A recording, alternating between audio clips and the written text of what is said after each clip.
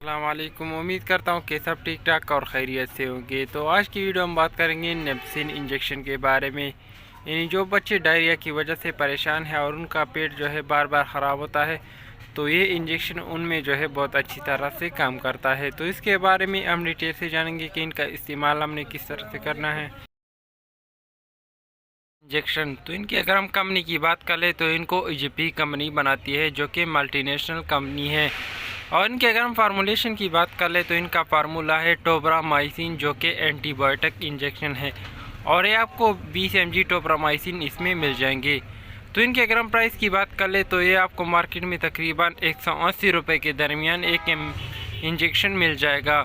और इनके अगर हम इस्तेमाल की बात कर ले कि इनका इस्तेमाल हमने किस तरह से करना है, तो इनका इस्तेमाल ये है कि एक इंजेक्शन आपने रोज़ाना लगाना है। इनको आप IV भी लगा सकते हैं और IM भी लगा सकते हैं, यानी वेन में भी इसको लगा सकते हैं और गोश्त में भी इसको लगा सकते हैं।